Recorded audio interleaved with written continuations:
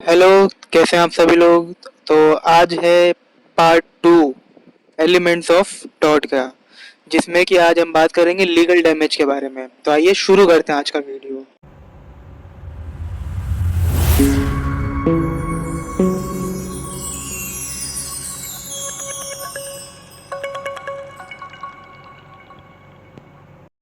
तो legal damage एक second important element है टॉर्टियस लाइबिलिटी का, which literally means to affect injuriously. This damage is direct result of the defendant's wrongful act, but here is a distinction between damage and damages. तो legal damage का मतलब होता है to affect इंजुरियसली, यानी कि उसको injury देना। अब वो कुछ कोई भी किसी भी तरह की इंजरी हो सकती है, भले वो लीगल डैमेज हो यानी कि वायलेशन ऑफ लीगल राइट हो या फिर फिजिकल हार्म हो। और ये जो डैमेज होता है ये डायरेक्ट रिजल्ट होता है डिफेंडेंट का, यानी डिफेंडेंट ने जो भी काम किया है वो डायरेक्टली आपको डैमेज करता है और यही रॉन्गफुल एक्ट होता है। लेकिन एक डिस्टिंक्शन है, यानी कि एक डिफरेंस है डैमेज और डैमेजेस में। हाँ, एक्चुअल में लॉ में इन दोनों में डिफरेंस है, डैमेज और डैमेजेस में। जो डैमेज होता है ये रॉन्गफुल एक्ट होता है, यानी कि एक हार्म होता है पर्सन के ऊपर जो डिफेंडेंट द्वारा किया गया होता है। डैमेज जो होता है दो टाइप्स के होते हैं, लीगल डैमेज और जनरल डैमेज।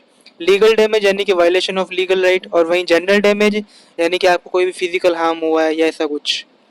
और फिर दूसरा डैमेजेस, डैमेजेस का मतलब होता है कंपनसेशन, जो कंपनसेशन मिलता है प्लेंटिफ को। The main object of the law of torts is to protect from harm being caused to the property body and of Prestige.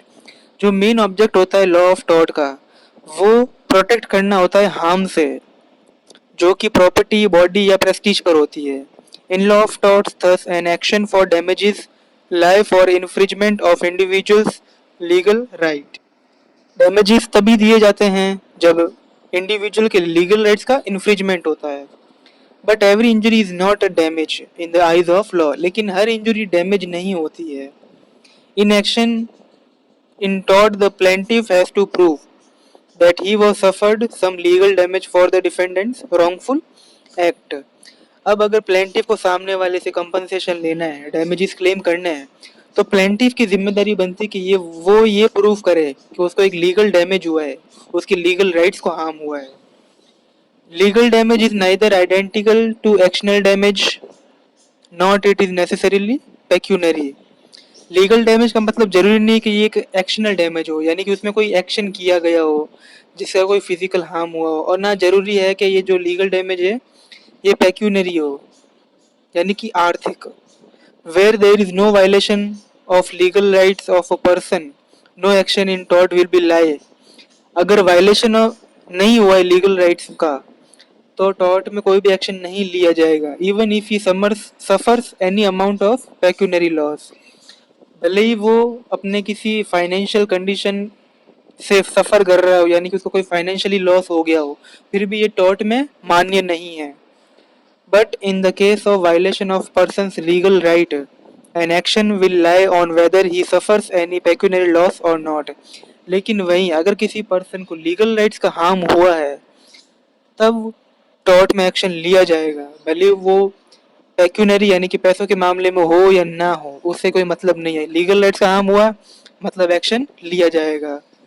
अब लीगल डैमेज को दो पार्ट में डिवाइड किया गया है, इंजूरिया साइन डैमनम और damnum sine injuria. Injuria sine damnum का मतलब होता है violation of legal right without any damage.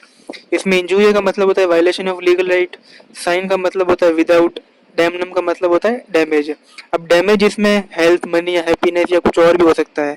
जो लीगल राइट को छोड़ के जो भी अगले दूसरे डैमेज होता है उन सबको डैमेज में डाला जाता है, यानी कि ऐसा लीगल राइट का वायलेशन जिसमें कोई डैमेज नहीं हुआ है, सिर्फ लीगल इंजरी हुई है, ये एक्शनेबल होता है टॉर्ट्स में। इसमें एक्शन लिया जाता है और उसमें रेमेडी भी मिलती है। इसमें केस आता है एशबी वर्सेस वाइट। इसमें ये होता है कि जो एशबी होता है इसको वोट नहीं देने दिया जाता है, ये वोट नहीं दे पाता है क्योंकि वो जो ऑफिशियल्स थे वो इसको रोक लेते बिना किसी कारण के। तो ये कोर्ट में जाता है और सामने वाले यानी डिफेंडेंट के खिलाफ केस करता है। तो इसमें जो इसका वायलेशन हुआ है लीगल राइट है, क्योंकि वोट देना एक सबका लीगल राइट होता है।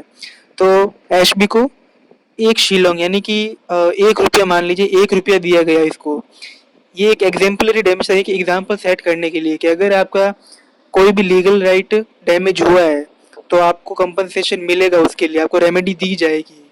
उसके बाद एक्शनेबल पर से और एक्शनेबल में क्या फ़र्क है ये जान लीजिए। एक्शनेबल पर से में प्लेंटिफ फ्री होता है, इसको कुछ भी प्रूव नहीं करना पड़ता है प्लेंटिफ को कि उसके ऊपर कोई लीगल डैमेज का हार्म हुआ है कि नहीं, और इसमें डिफेंडेंट को प्रूव करना पड़ता है कि वो इनोसेंट है। वहीं एक्शनेबल में प्लेंटिफ को प्रूव करना पड़ता है सामने से कि उसको लीगल राइट का हार्म हुआ है, और डिफेंडेंट को भी प्रूव करना पड़ता है कि उसने ऐसा कुछ नहीं किया है। और ये जो एक्शनेबल पर्स और एक्शनेबल है ये सालमन ने दी थी, कि सालमन ने ये जस्टिफाई किए थे कि एक्शनेबल पर्स और एक्शनेबल क्या होता है। अब इंजूरियस साइन डैमने में बहुत सारे केसेस भी है, जैसे एशबी वर्सेस वाइट, वो मैंने आपको बता दिया। अब इसमें एक केस आता है Bhim Singh versus state of Jammu Kashmir.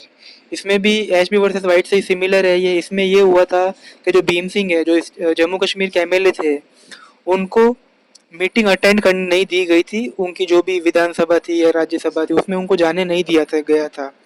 तो उसमें भीम सिंह ने कोर्ट में केस किया स्टेट और जम्मू कश्मीर के खिलाफ, और उसमें इनको कंपनसेशन दिया गया था 50,000 का भीम सिंह को, क्योंकि उनका राइट था, वो एक रिप्रेजेंटेटिव है पब्लिक के, और उन्हीं को बिना किसी कारण के जाने नहीं दिया गया अंदर, इसलिए इनको कंपनसेशन दिया गया। ये भी एक एग्जाम्पलरी डैमेज आप मान सकते हैं। जो डैमनम साइन इंजूरी है इसका मतलब ये होता है कि डैमेज बिना किसी लीगल राइट के वायलेशन के, यानी कि damage without any violation of legal right.